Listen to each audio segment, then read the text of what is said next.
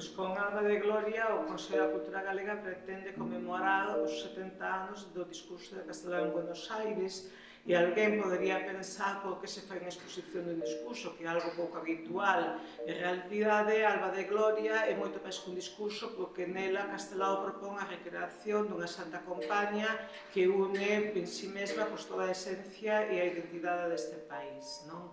En Alba de Gloria, nesa compaña que el propón, figuran grandes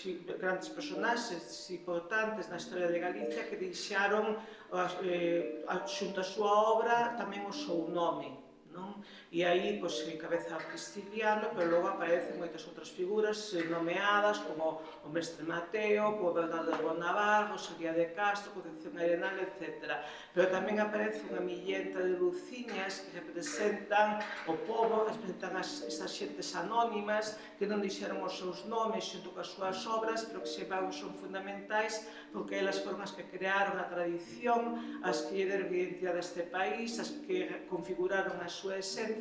e, por tanto, aquelas que, como o propio Castelao di, son as que definen o que fomos, o que somos e o que queremos ser cara ao futuro, non? Claro que non é esta a única vez que o Consello se ocupa de Castelao,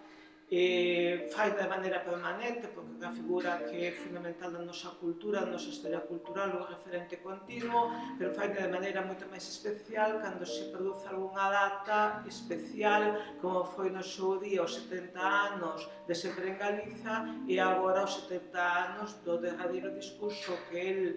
deu en vida e que é un discurso que segue estando vixente tanto na súa significación como na mensaxe que nos quere transmitir. E facémolo cunha aposta que innovadora, que é rupturista,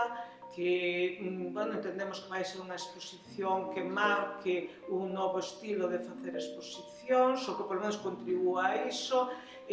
dunha maneira pois, que o propio Castelao lle gustaría, non? É dicir, sempre indo un pouco máis para lá, sempre intentando poñer ao servicio da cultura pois, innovacións tecnolóxicas ou outro tipo e sempre intentando que non nos sometamos a un único molde, senón que vayamos sempre creando, sempre, como digo, indo un pouco máis para lá. En definitiva, do que pretendemos, esperamos que os que visiten a exposición estean de acordo, é presentar o Castelao dunha maneira diferente, como nunca antes se viu.